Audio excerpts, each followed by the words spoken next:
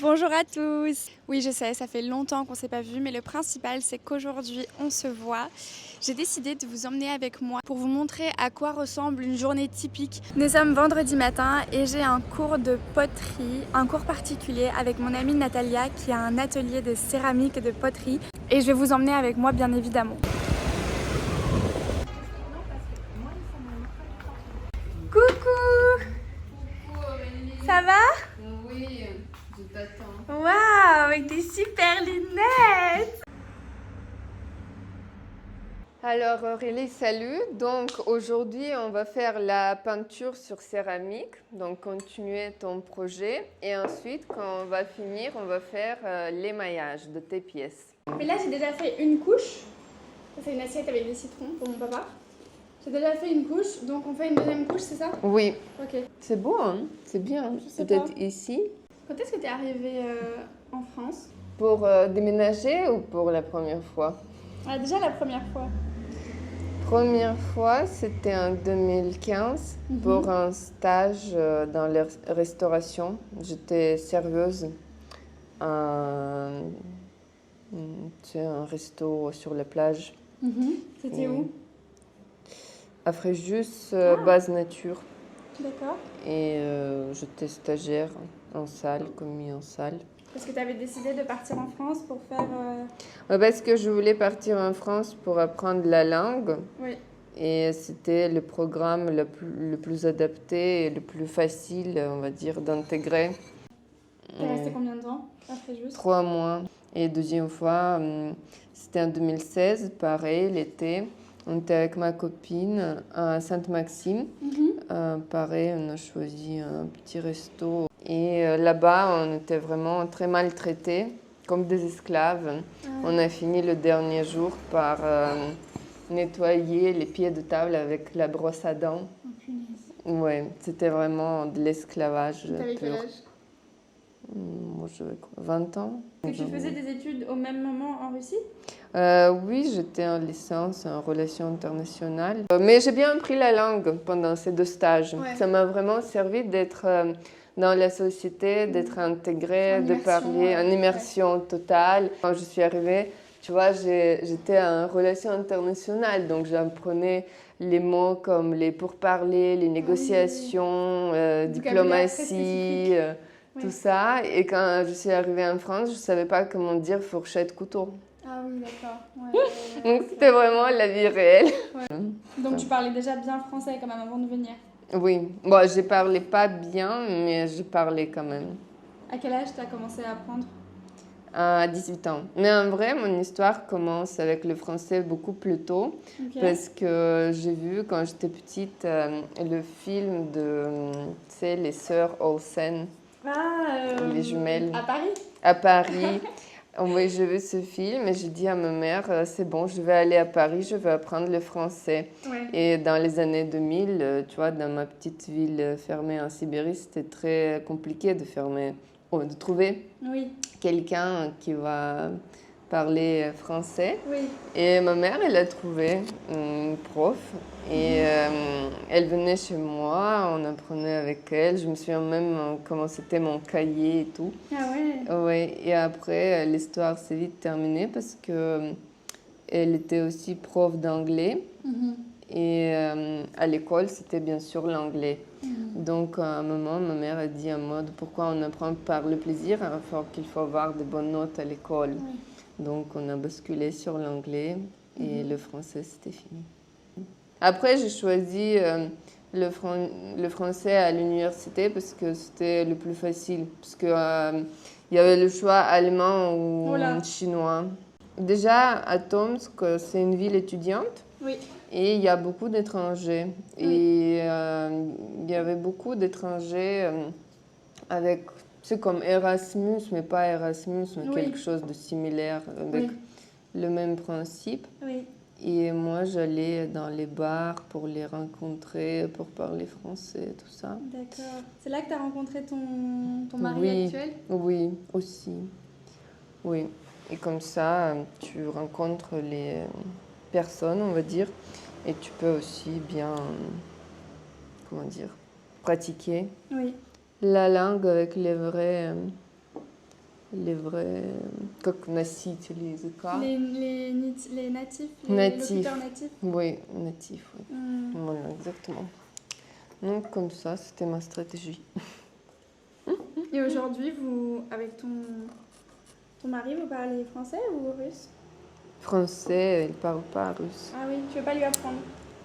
Lui, il veut pas apprendre. Ah bon? Oui, il veut pas apprendre. Pour le master, je savais que je veux aller en France parce qu'à Tomsk, il n'y a pas trop d'avenir avec le français Ouais. si t'as pas de piston. Ah, de piston. Mhm. Piston, oui. C'est un bon mot ça, piston. Tu peux expliquer ce que c'est le piston? Piston, c'est quand t'as comment dire, des contacts un peu privilégiés dans quelque part et tu peux passer avant les autres, pour moi.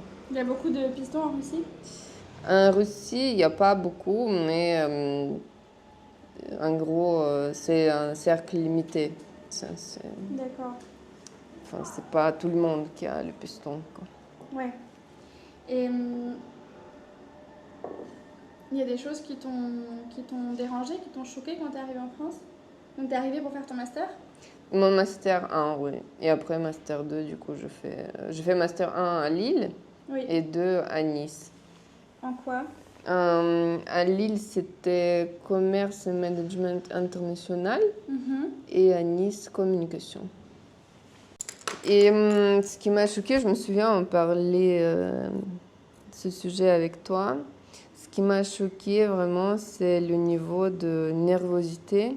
C'est-à-dire que j'ai retrouvé les gens vraiment qui mangent ses doigts, les ongles, comme ça, ils sont stressés. Le mot le plus fréquent, c'était « je suis stressée ». Pourquoi, à ton avis, ils étaient si anxieux, les gens? Je sais pas, par la vie, par la sécurité peut-être, je sais pas.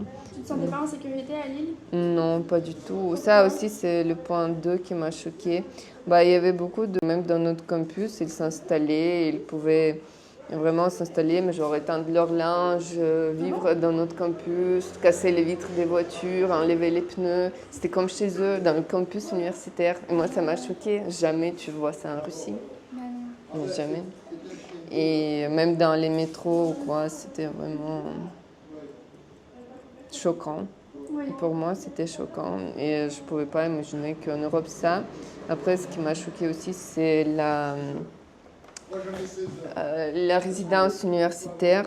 J'étais dans une résidence où il n'y avait pas de cuisine, pas d'eau qui coule comme il faut dans les douches. Ah ouais, c'était Et horrible. pourquoi il y a autant de Russes qui veulent venir en France malgré tout ça? Parce que la France... Parce qu'ils ne savent pas tout ça. Ah oui, d'accord. Parce que vous êtes très bons marketeurs, vous avez une bonne réputation. On ne peut pas imaginer que ça peut être ça. Oui, je comprends. Bon, aujourd'hui, un peu moins. Aujourd'hui, avec quand même Internet, on voit plus de réalité, on va dire. Ouais. Et tu penses que les gens sont moins attirés par la France à Oui, cause de ce qui se passe? c'est sûr, c'est sûr, parce que j'étais en Russie et je parlais de la France. Et même tout ce qui est, tu vois, les technologies, les banques, l'assurance, la médecine et tout, ils savent que c'est pas les meilleurs, genre c'est pas the best of the best. Bah non. Non. Aujourd'hui, l'information circule plus facilement. Bien sûr. Mm. Mais ça te... Enfin, tu te vois quand même vivre en France à long terme? Moi, je me vois vivre en France à long terme parce que j'adore la céramique et c'est vraiment le pays qui partage ses valeurs D'accord. et qui adore l'artisanat fait main, qui cherche quelque chose de manuel, de retourner à nos sources. Après, je pense qu'avec l'arrivée de l'intelligence artificielle, j'ai choisi un métier où je suis protégée, plus ou moins. C'est Parce vrai, que c'est vrai, ça. pour moi, c'est le gros sujet, parce que je pense qu'on va plutôt se séparer en mode qui veut l'intelligence artificielle et qui veut vraiment retourner aux origines, aux sources, à la nature, à reconnexion à soi-même. Et je pense que la céramique, justement, c'est deuxième. Absolument. Je sais pas si j'ai besoin de repasser le papa là, peut-être pas. Non, peut-être le cœur rouge. Ok. Mais papa, non, je pense pas non plus. Ensuite, on va l'émailler et la faire cuire à nouveau. Non. Oui. Ah oui, on va la faire cuire à nouveau. Ok. Voilà, moi j'ai terminé ma boîte à bijoux. Enfin, je vous montrerai quand ce sera vraiment terminé. Et Natalia, elle a fait sa magnifique horloge. C'est trop joli, trop beau. À quoi elle va servir ton horloge? Elle va servir d'un rappel subtil aux gens qu'il faut terminer. Parfois, on reste trop longtemps à l'atelier, on ne veut pas partir, mais j'ai aussi la vie privée. Ah oui, et tu fais des heures supplémentaires. Oui. Merci Natalia, c'était vraiment super chouette. Merci Aurélie. Ça a un peu durci sur les pinceaux. Bah, c'est normal, c'est de l'argile. Ah bah oui, c'est vrai. Je vais rentrer au bureau et je vais y aller en vélo. Je vais prendre un vélo, comme ça. Pour le déjeuner, je vais me faire un sandwich jambon-beurre cornichon, le sandwich préféré des Français. Donc je vais aller chez le traiteur pour acheter du jambon blanc, du jambon cuit. En réalité, quand j'arrive là, je vois qu'il y a plein de choses qui ont l'air très bonnes.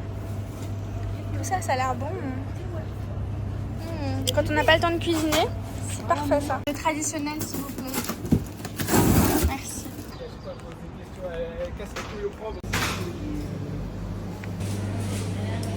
Bonjour, je prends une baguette aux 2 blés si vous en avez encore, s'il vous plaît.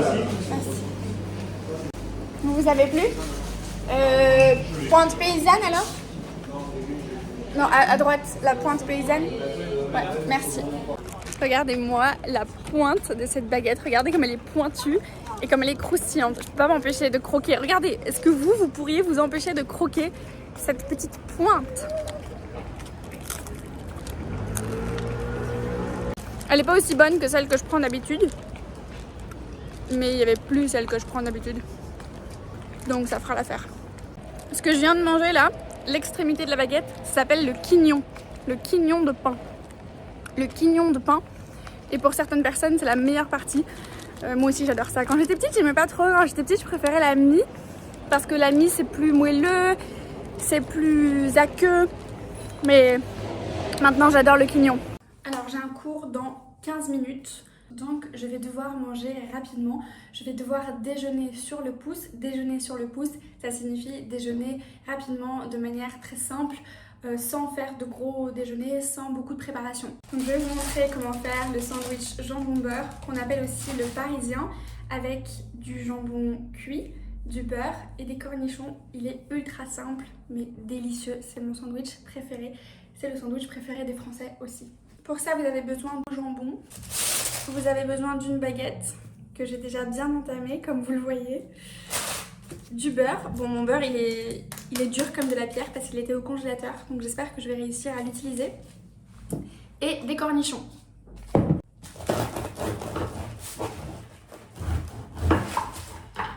Ça, c'est pas mal.